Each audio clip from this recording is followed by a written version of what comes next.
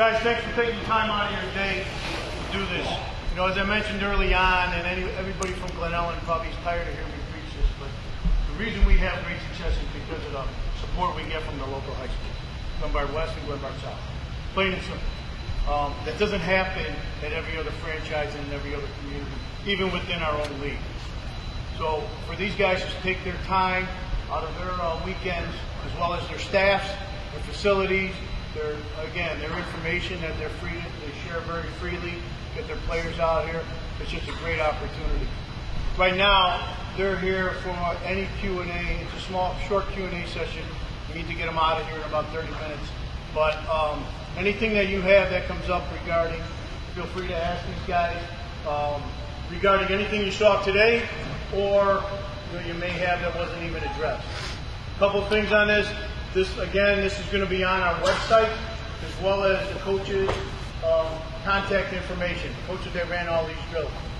Very forthcoming with sharing information, schemes, programs, practice plans, techniques, all of that stuff, so you'll be able to reach out. So if you go to anybody who's not from Glen Ellen, go to glenellenfootball.com, and it will be up there. We'll send a note out to Bill George and let them know exactly when it will be, but it should be only a matter of a couple days.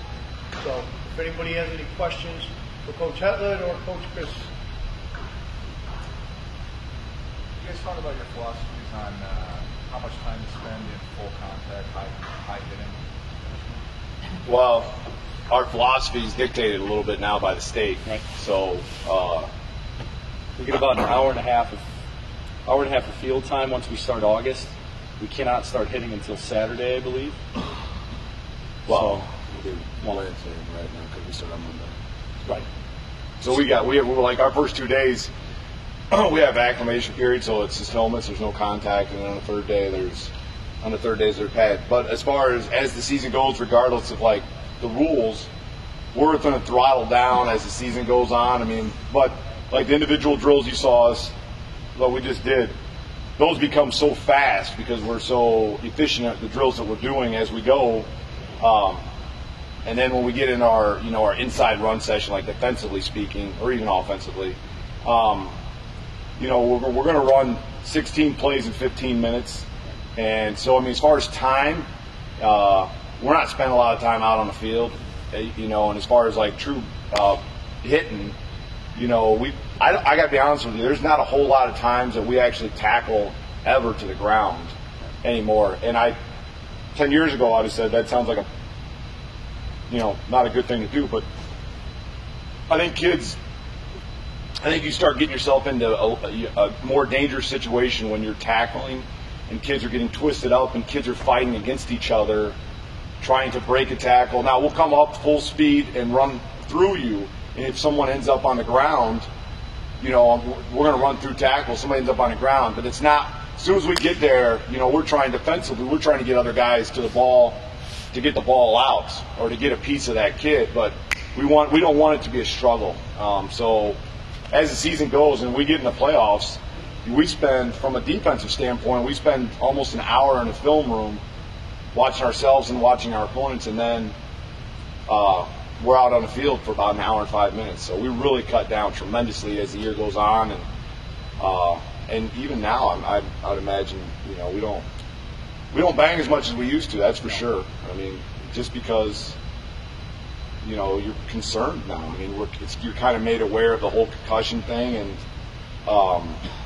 it's out there. And I think that there's kind of you could be on opposite ends of the spectrum. I mean, I think I was my 20-some year career, I didn't think that getting dinged up in the head, that really is a concussion. I mean, there's a lot of, you just have to be careful with it. We don't want kids getting concussed in practice, so it's a fine line, I guess, with it all. I still think it's a little extreme with some of the concussion talk out there, but again, I think we try to be pretty light with our contact. We, I guess in general, we're very prescriptive. So, 2 years ago we had a series in a week where we had 2 concussions from practice, and we were telling kids, we're not taking it to the ground. That's all we were saying. And we weren't. I mean, that was it. So we taught our tackling technique, and when we get to a team session or an inside run session, We say we're not taking to the ground. Well, you can still hit the hell out of someone and not take them to the ground. So what we're going to go to this year is being very prescriptive. So when we say we're going to wrap, we're going to go full speed and wrap up. We are not taking to the ground. I think it's important within the framework of a practice week that you do have live sessions. And to me, it's going to be prescriptive, and I'm going to say, because our week works as such, Monday we install our game plan. Tuesday's offense, Wednesday's defense, Thursday's game simulation, Friday's game. Tuesday and Wednesday, we're going to have 5 plays which are live to the ground, obviously staying off the quarterback. Coach Etlett's right. Inside run with just your offensive line, defensive line, linebackers, running backs should be very physical. And you can still be physical without going to the ground, but it's crucial that we and you guys communicate that to your kids. Your individual drills, we always do our individual skill drills, but we also work in tackling within that too. And the rules with the IHSA really limit what we could do. In the summer, June and July, we're going to be in all uppers, shoulders and helmets. And then when we get to August, we can't put on shoulder pads until Friday, something like that. But and Coach is right. We're trying to save our kids. You're trying to, toe a fine line. You want to be physical, but how physical can you be within the framework of practice? And as a staff, we just established, okay, this is, when we say wrap, this is what it means. When we say live for 5, this is what it means. It's always, it's an evolution. I'm sure it'll change. I think it's good to put a number on it, like Coach is talking about now for us. I think, we try to keep everything from a time. I think numbers are good too. We have a number of plays that we're going to run. I think it's important to just keep that in mind, because as coaches, if you don't have a set number of plays, you don't realize you just did 20 plays. And then the reality of it is this: if we don't get it done for us, and we have the ability to watch film with the kids. So we'll have our managers or an injured kid. We film every single practice so that we can go back. And it's not like when we film practice, it's not like when you were playing and the coach is yelling at you. It's really a major teaching tool where we're sitting down. It's a very comfortable, somewhat friendly environment with us and the kids. And we're going through film saying, this is what we need to do, this is where we need to be, hand placement.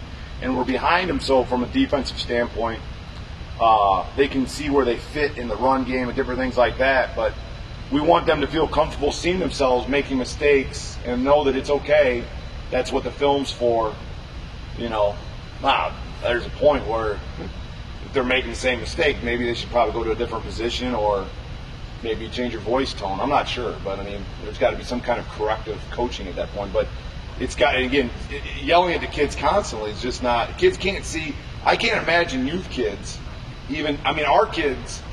Our kids can't understand what you're saying until they see themselves. It's like this light goes on, and it's so hard. And I'll be honest with you, for years before we ever did anything like that, I didn't understand why kids didn't get it. But then you're like, oh, now the kid sees exactly. I think that's an important part of it. And again, for you guys, what your capabilities are, I don't know. And I tell you what, the other thing we don't do a lot of, we don't watch a lot of game film of ourselves after a game. We grade it out. The kids will grade themselves. But I got to tell you, we move on pretty quickly after that because we've watched ourselves Tuesday, Wednesday, Thursday. We've corrected ourselves so much. And then sometimes, there's some things in the game that you got to talk about. But I'll be honest with you, as the season goes, by the playoffs, we're not watching ourselves in a game I don't think at that point it's, we're still watching ourselves every day in practice, and that's where the teaching is taking place. You get in a game, and sometimes, if for some reason it wasn't carrying over from practice, I think then you would address it. But next question.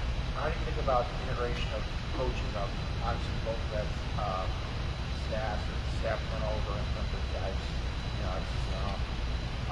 how do you think about the integration of you guys with your staff and kind of getting up to speed?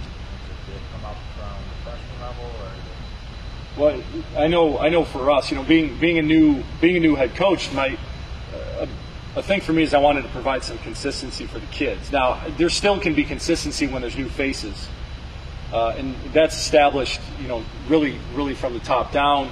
I know working with Chad over the last couple of years and working with Jeremy Cordell, who worked very closely with Chad, so I've taken a lot of those things that I've learned from Jeremy and from Chad, is that it doesn't matter who's in as a coach, you set a precedent.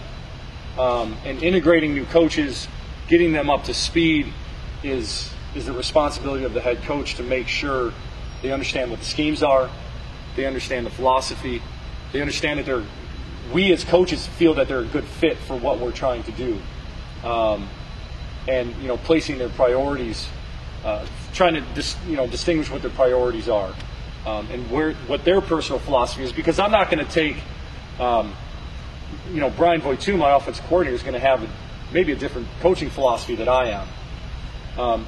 But is he willing to adopt the set expectations that I've set forth for them?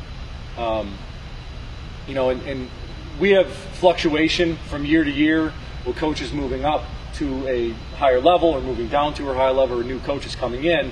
And again, that goes back to really setting a precedent early from the interview process, or that first coaches meeting that you have, what the expectations are.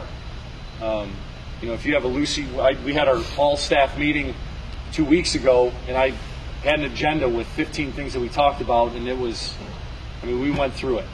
Every single thing, very matter of fact. And that set the tone, especially for the newer coaches, on what the expectations would be. I think, for us, we don't climb freshman, sophomore up to varsity necessarily. For me, freshman's not a training ground for us. Freshman is like our building block. Mm-hmm. So the 4 dudes that we have, we're so blessed to have them. They're great human beings. They're great character guys. And they could coach varsity level anywhere. But they're great to mold those kids. So I'll be honest with you, if I were to hire somebody new or young, I want them with me so that I can work with them. You know what I'm saying? And I got to be honest with you, I don't really care what a guy knows about football. I want a quality guy that's going to fit. To be honest with you, we're bringing Mark Kibben back. He's going to coach with us. Mike Sandos, played for us. He's going to coach. Johnny Atkins. We got a number of guys that were, are filtering back into our system that were our guys that understand it. So those are even better because they get the tradition and what the expectations are. But give me a guy that loves kids, that's high energy, and I can show them the simple stuff that we do. I think that's important. I really think that's more important because it's not there's guys that bring so much to the table, man, but they turn kids off so quickly because of their relationship and how. Yeah. I think it's, you can teach, but football is not a complicated game. You know what I mean? I don't think it's that complex. You can make it look like it is, but the reality is, are the kids going to play hard? Are they enjoy? If you guys yell, if you guys turn kids off, I never get to see them. And I get such a high percentage of Golden Eagles players, so it's really not happening at the youth football level where the kids are getting turned off. You're going to have natural drop off, but our lifeline is you guys. I talk about it to the media all the time. I mean, we are, and it's not anything.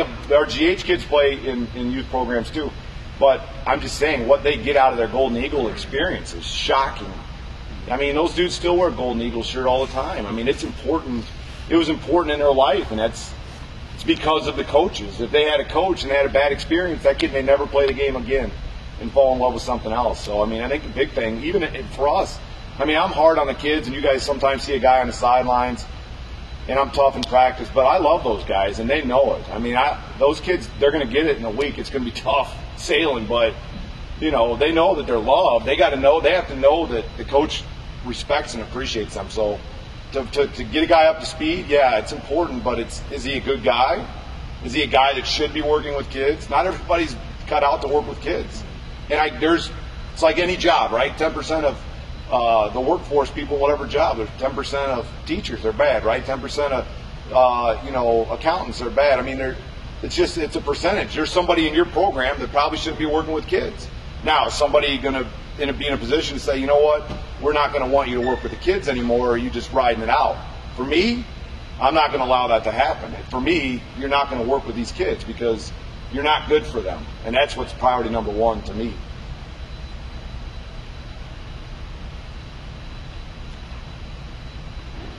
Any other questions? Any other ones?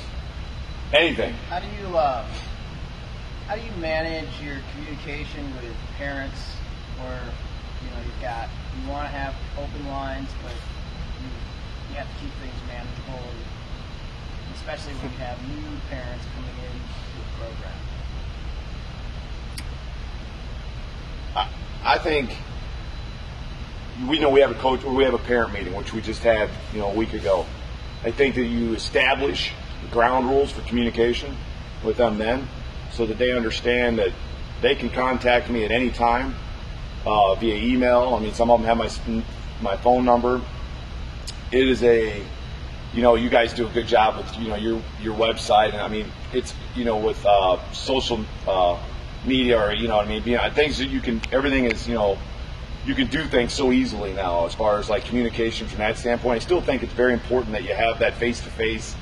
People understand where you're coming from. So for me, in our coaches meeting, in our parents meeting, I just set the ground rules as to what the expectations are. It's a partnership, with us and the parents with the kid. So, some guidelines for me is that the parents generally are not emotionally qualified to ask those, to be involved in that relationship. It's just tough. It's tough for me with my little guy because I feel differently. You're not your kid. Your kid may be the very best kid, and all that kind of stuff, but maybe he's not coachable. Or your kid's not talented, but you don't want to hear that. Or your kid's not, and none of that really matters at the end of the day. Is he having fun? Is he enjoying the experience? Will he be a better person after that experience? You know what I mean? Not everybody's going to have that, God-given talent, and so I think for me, and I just tell them out front, look, I want to deal with your son. Now, I'm dealing with older kids. But at that point, they need to start dealing one-on-one with their coaches. If that kid is intimidated to go to their coach, which I understand, then I need to be involved and make sure that coach makes it comfortable for that kid to come and talk to that coach. I don't want mom and dad to be involved in that interaction because it's going to be bad. So don't contact me about your philosophy on the game, okay? And don't contact me about your son's playing time because that's something he and I, or she and I, will discuss together. And there's a whole chain of command as far as that. But if you lay it out up front, parents respect that. I think they understand where you're coming from. I am as a dad growing through this process have changed, and I'm shocked being on the other side of the fence with parents. My kid plays coach pitch, right? So I cannot stand along with the other parents and listen. Our boys are 8-0. It's coach pitch. I mean, it is. But you should hear them. Like yesterday, I can't be involved in it. The things that dads are going to talk to their kids in between innings about how to hit, and it's like, and there's nothing wrong with that. I just feel like what does that kid feel like constantly, being told what? I mean, put yourself in their shoes and again, it's just shocking how. But you love your kids. You don't want them to fail. You want to be there for them. And the parents have more anxiety than the kids do, and I get that. I felt that, but I think that's where you let your kids kind of spread their wings a little bit, and listen. I'm involved. My kid gets in the car. Did you have fun? Yeah, okay. Hey, what about that move you did in the second period in wrestling or something like that? I try to ease my way into it a little bit. So I do say I love them, I hug them, and then we go into it. But I think the relationship with the coach-parent has got to be set in stone. Like, hey, here's where our communication is. And be a good communicator as a coach. Make sure they know exactly, because there's nothing worse than not knowing a schedule. I'm not a great communicator, but there are coaches on my staff that do a good job of communicating for me. And it's something I've worked on to get better at. It's not something I'm proud of, but I think that if you have all that information out and they know exactly what the guidelines are, parents know in our system, look, I'll talk to you anytime about your kid, anytime, night and day, call me. When we go into college recruiting, we go into summer, you're worried about this, that, talk to me. Don't be afraid. I'll address all those issues. I'm just saying I'm not going to talk about your kids' playing time. I'm not going to. And don't call me and email me and say, don't tell Bobby I called. Hey, I'm going to take Bobby out of class and be like, hey, mom and dad just called me, just so you know we're all, because it's trust, right? It's a relationship. That kid trusts me. I don't have secrets. There's no secrets in a trusting relationship. And that's just who I am. And people like it, they dislike it. But at the end of the day, I'm loyal to that kid. I don't have a loyalty necessarily to the parents. And that sounds cold and bitter, but the reality is I love those kids.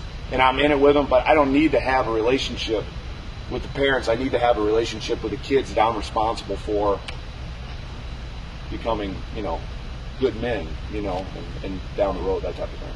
Yeah, I agree with Chad. And I said it when I had my first parent meeting, is we're dealing with young men, and it's part of my job is to help develop them as well. I don't want to, we established lines long ago, with our previous athletic directors, and it's followed through, is you do not talk to coaches about playing time. You want to talk about how your son can improve, I will talk to your son about how he can improve. I just like Chad said, we love these kids. We're with them. Sometimes I'm with them, my kids more than my own children. Yeah. I coach track as well, so you have an investment in them, and I truly feel the parents believe that because of how we interact with the kids, how the kids respond to us. But to kind of answer the question generally, you establish the lines of communication as clearly as you can, and as concise as you can. Set the ground rules on what the expectations are. There are probably 5 parents' phone numbers I have in my phone. Now, I'm sure mine's out there. 50, 60 parents may have it. Just like Chad said, they could call me if they want. But I'm going to deal with your son. If I don't think there's a resolution to whatever issue may be coming in, and I'm sure Chad can attest to this, there's a hell of a lot more these kids come to with us than just football. Girl problems, issues with parents, issues I can't make practice because I got to work. I'm on waivers. I got to do this. I got to do that. The establishment of that relationship is with the kids. And I think it's part of my responsibility to help develop these kids into young men and prepare them past Glenbard South. And I take that personally and professionally, that I can look at them the moment they cross the stage and say, I have confidence in you, that you can do this. And that's because the lines of communication between me and the kids were established clearly and concisely. And a lot of times, if we get parents that are very volatile, that are coming at you, I always believe that honesty is the best policy.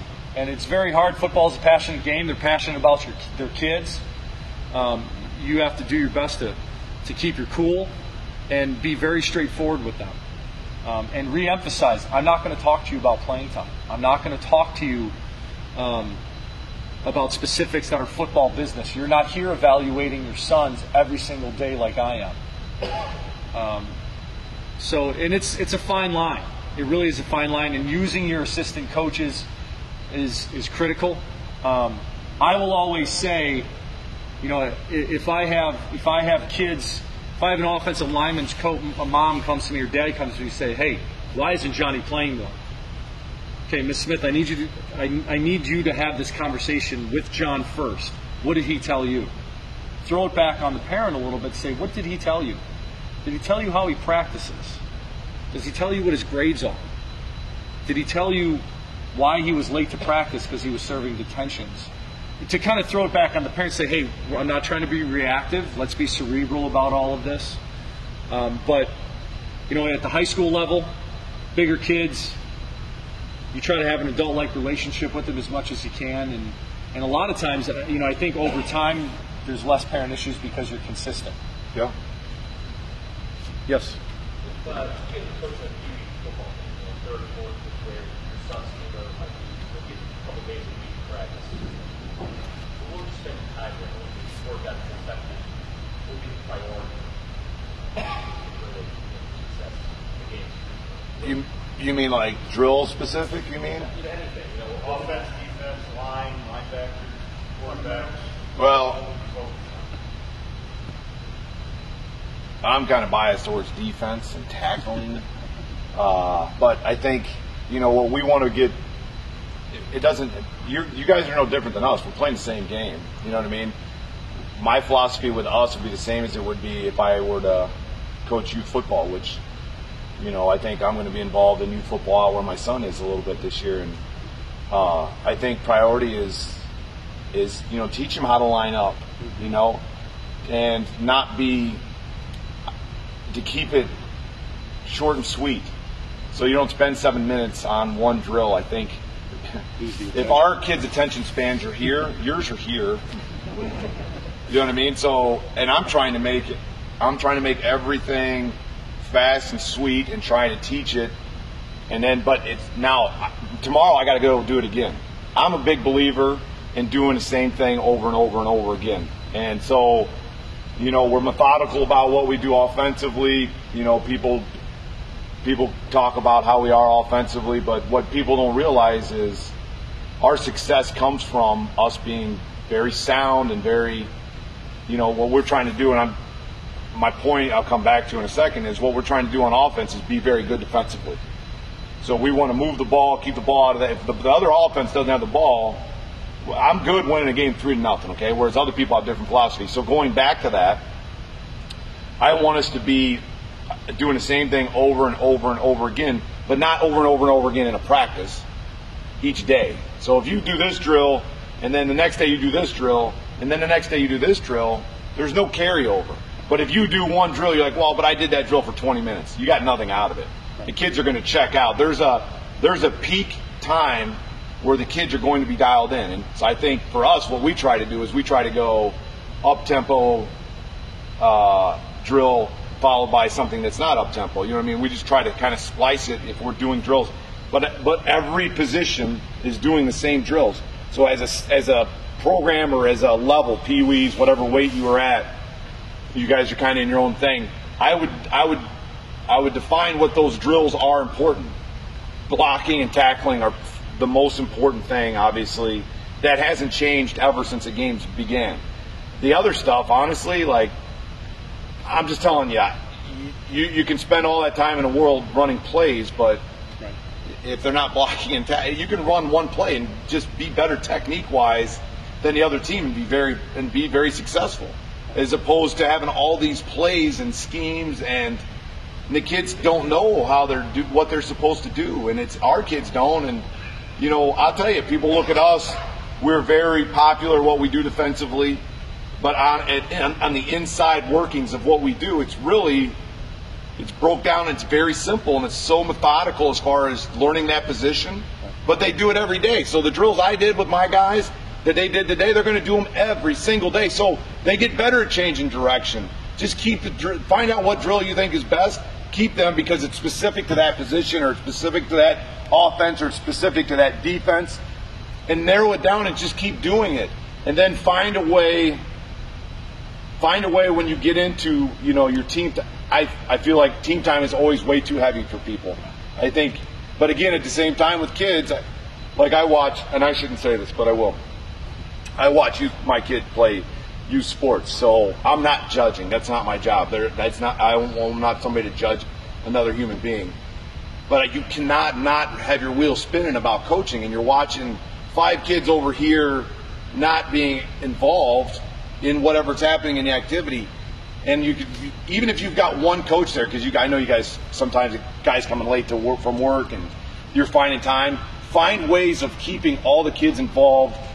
Whether it's like, okay, I got all the kids to myself today, or I got 14 kids to myself today.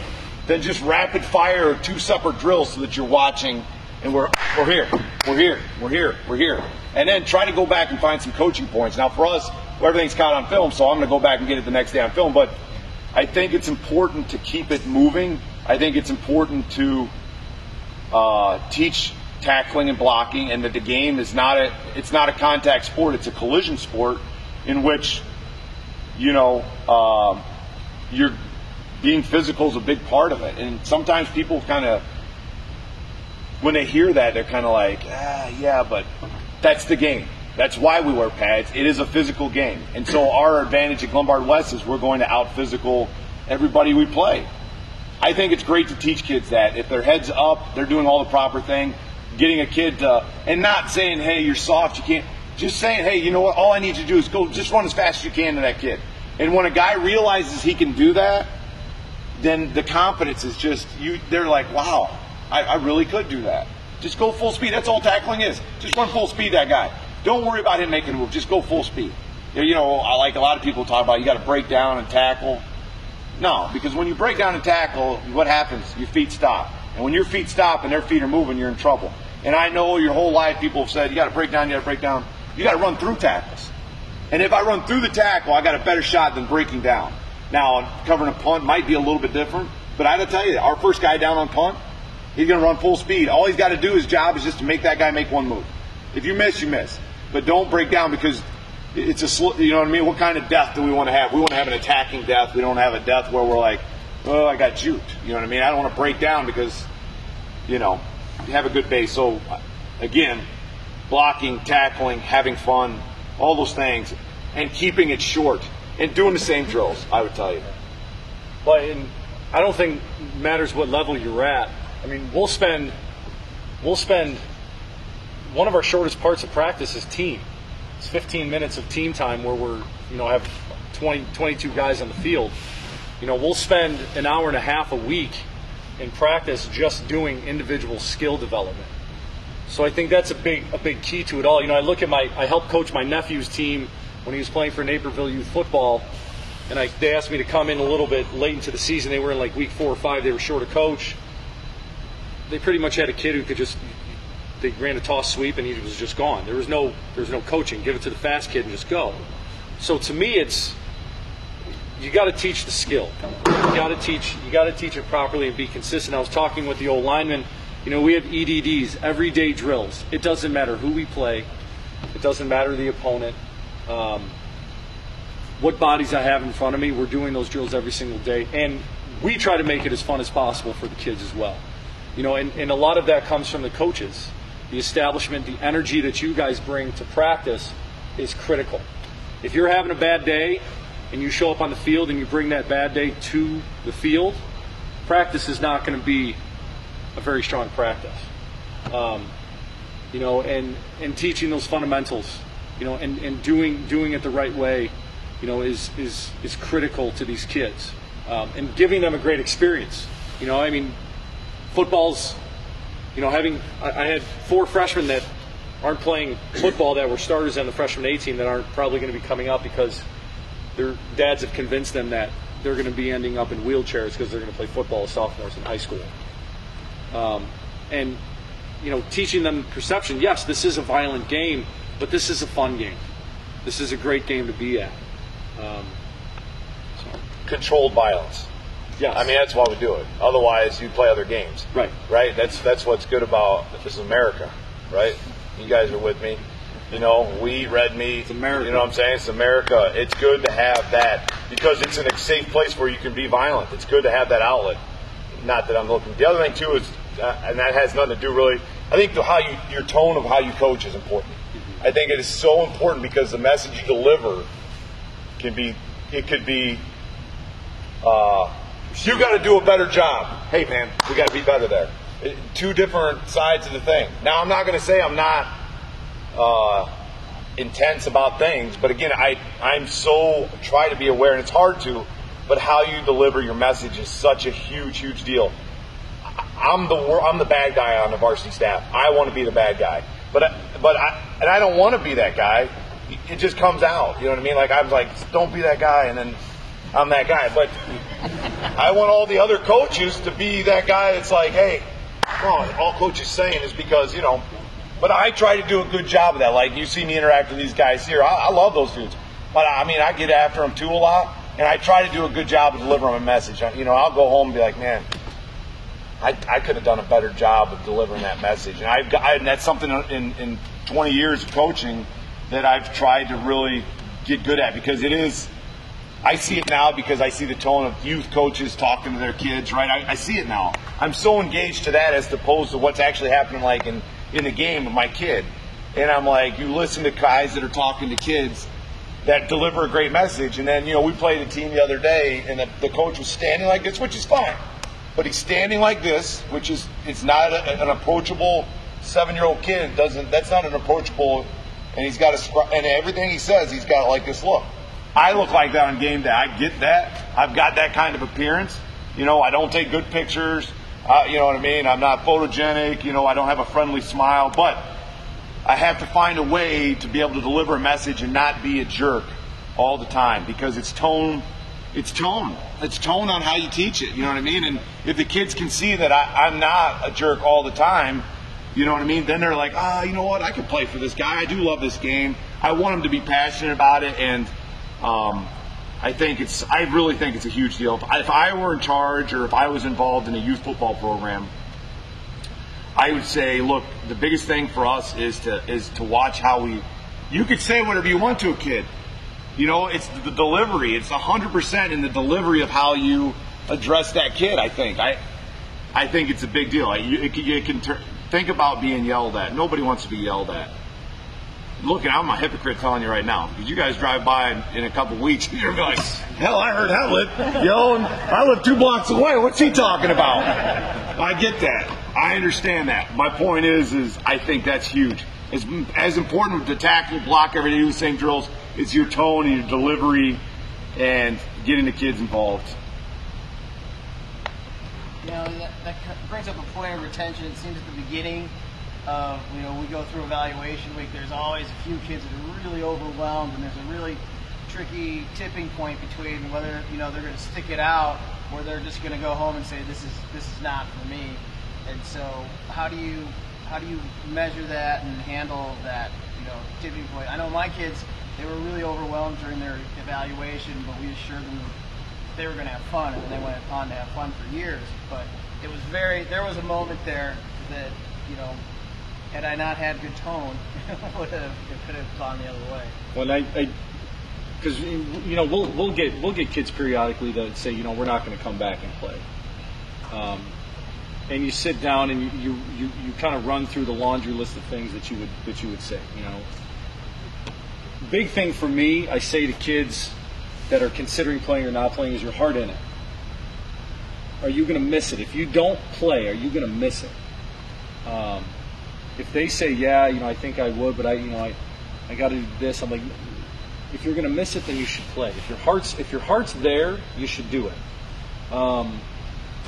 You know, and the key with keeping these younger kids out is establishing, you know, why are you doing it? Why are you here? You know, and I think a lot of times because, you know, they first started doing it because their neighbors did it, their buddies in class did it, and you establish those relationships early with those kids. You know, but during evaluation process, and even during summer camp, when we have these, you know, incoming freshmen, or, you know, these sophomores going to be juniors coming in, you know, we just tell them, give 100% at what you're doing. You know, good, bad, or ugly, we're going to figure out a place for you within this program, and we're going to make sure you have ownership, no matter what your role is within the program. But, you know, I spend a lot of time with the younger kids, because we get a lot of kids at South that, you know, we get a small portion of the Eagles that come to us, but we get more than half of our kids are kids that have never played football, or played for a year for the Falcons or a year for the Rams that come in. So it's different than what Chad experiences. And for me, I almost have to be like a used car salesman to get these kids to come out and play and say, hey, this is worth your while. You know, and it's hard too at the high school level, because I know the way that I run the program, and I know the way Chad runs the program. Football is not easy. It is not an easy sport. It requires dedication. It requires commitment. It requires discipline. And we're going to demand that out of the kids. But, you know, at the early stages, my 12-year-old nephew, who's a very good athlete, he doesn't want to play football. And the reason he says he doesn't want to play football is because his two friends aren't playing football. And I looked at him, I said, screw your friends. Do you love football? Well, yeah, I love football. Then, Kyle, you should play football. And he goes through the evaluation process, and he was nervous as heck his first year playing. And I walked him up there, I said, Kyle, there's going to be people that are going to be falling over their feet. when they're doing these agility drills, they're not going to be able to catch, but it doesn't matter. Go out and give your absolute best. Whatever happens, it happens. So, it's for me at Glenbard South, when I have these incoming freshmen and getting kids to come out, it's telling them about staying involved, about creating relationships. That's the point of emphasis that I have to make. And then from there, once those kids go through summer camp and they go through their triples, then we turn to more focus on football-related stuff. Other than that, it's really getting them on board with football, introducing the sport to them. But it'd be a different perspective than what you guys would have maybe. Right. I think that's good. Yeah. What led you to run a 3-5 defense, and what kind of advantage do you see running that scheme? Let me share mine first because yours might be a little different. I've been at South since Dan Starkey.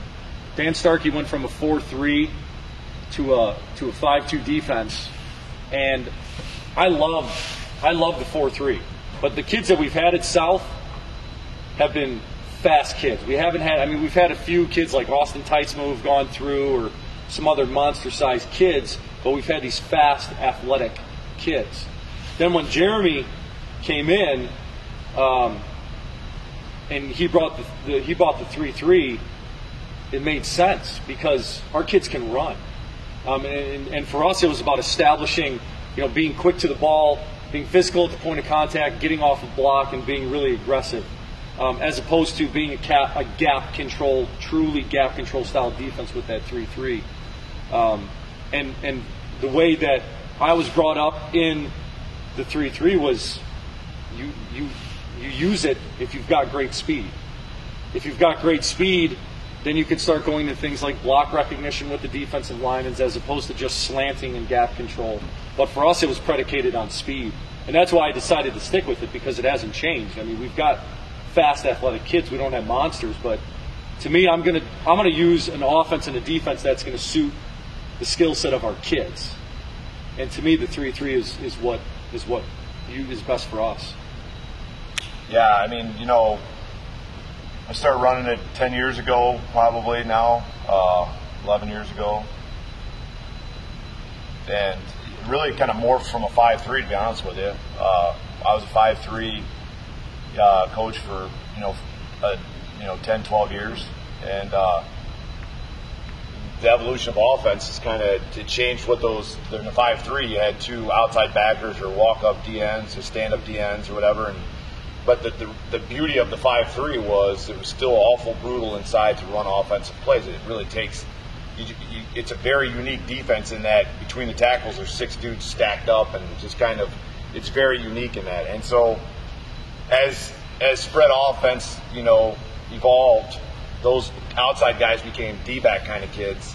And like Coach said, we find a lot of kids that have speed. Now we've had some big kids as well, but in the last 2 years, we haven't had a kid over 200 pounds really on our defense, which we go up against some pretty big guys, And so it's like I said, I feel like I do believe you can develop speed.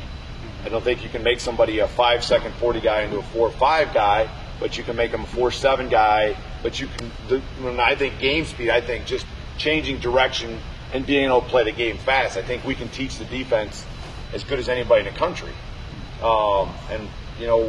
I think with that scheme, with what we do, it allows us to do a lot of different things. I don't think there's better defense. You find what's in vogue in the NFL, it's the odd front. The odd front defense is it's because it allows you to put up, allows you to have 8 guys up on their feet.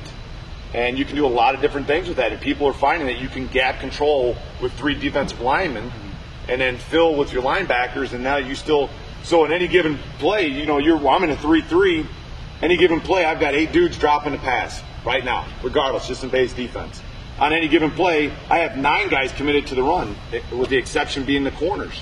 So the safety, the 3 linebackers, the outside backers just keep everything hemmed in for us, and then we've got dudes run all over. And then my free safety and middle linebacker, they can run to the ball really well. And so you can build out from them and just, and I don't want to say everybody's not important, but I'm saying, and these guys might not be good at other positions, but they're really good at running to the ball. The Nico kid, he runs to the ball really well. We try to identify those kids early on. Hayden Carlson was a kid that ran to the ball really. We've had kids that, Andrew Larkin, great middle linebacker. I mean, just a ton of different guys that ran to the ball really well. Free safeties. We try to make those two guys, or we try to fit them to where they need to be. And then, like I said, the design of the defense, ask any offensive coordinator. When I go and speak at clinics, and when I'm not speaking, I go listen to offensive guys. I don't want, I don't need to hear anything about defense.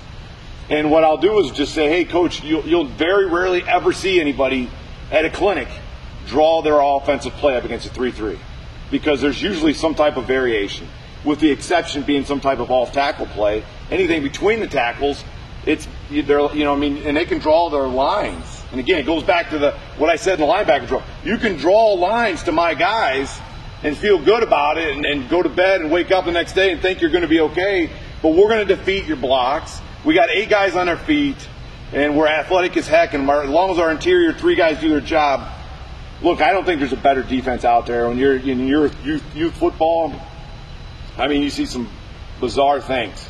I mean, there's 10 dudes on the line of scrimmage on defense. So I still, my own opinion, I still think it's a great defense, whatever level you're playing, because, you don't have to teach it like we teach it, but I mean, people fall into the trap of thinking 3-3 is like this blitzing defense. No. The NFL guys will tell you, the guys that I know guys that coach in the NFL, that coach in the Big Ten, guys that coach all over, they would run the 3-3 defensively every down if they can. They can't because they can't match personnel. So what do? They do a lot of 3-4. But you watch college closely, you're going to see a lot of true 3-3 teams in certain scenarios. They want to be in that set. It's just that they can't stay in it because, their game's a little bit different. So they try to match personnel, and so that changes their set. And the 3-3 exists out there. There's teams that run it. Well, and I also think that there's a lot of creativity that goes into the 3-3. There's so many things you could do out of it, especially personnel-wise. For example, we call it the dart. I think you call it the dart as well. Yeah. So our dart, the weak side defensive end, I always go during summer camp, I'm like, give me the fastest receiver that can't catch. Give me him. Because, I mean, it's predicated on keeping that speed and having good athletes. Like for me, I teach our tank, which is that strong side defensive end. He's like your power forward. Our nuke, our nose, that's a kid who can two gap, but who's also athletic enough to strike in, or physical enough to strike into a man. There was a guy, we had a wrestler 2 years ago. Well, no, I'm sorry, he's coming in this year. I'm mixing my years up. His name's Taha. Taha's going to be a first-year guy. He's coming in as a junior that I know will probably be an all-conference nuke for us because he's physical, he's fast, he understands leverage, and to kind of speak what off coach said, the middle of the 3-3 is critical. Nuke, middle linebacker or mallet, and then the stealth. Those 3 guys need to be hawks to the ball.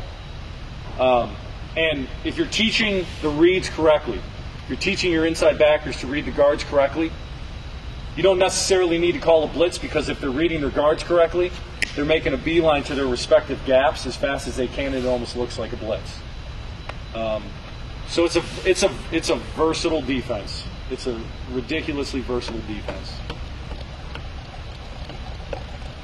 Any more? Just real quick, 7-on-7's obviously been around the high school level for a while, and it's just starting to grow at the youth level. How do you think about your priorities? What you're trying to get out of 7-on-7, or is it just kind of football in hand and run around getting shape? For us, you mean like our 7-on-7s, or you mean? How do you think about priorities of what you should get out of 7-on-7? At least for me, 7-on-7s to me aren't as important as being a practice.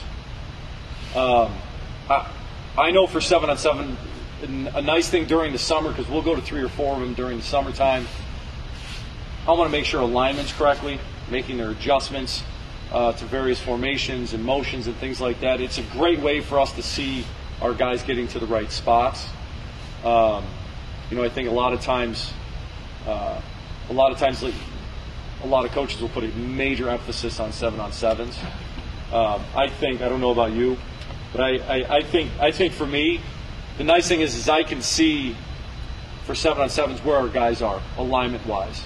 Obviously, I want us to get interceptions and score points and all those wonderful things, but for us, it's also a part of practice. Because we'll separate, and I'll take the interior guys. We'll go to inside run, and during our inside run session, we'll have 7-on-7 going.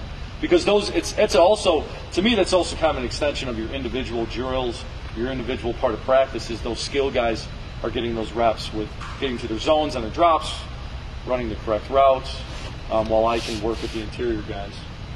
7-on-7 to us, like Coach said, when we're out playing other people in the summer, it allows us to be competitive.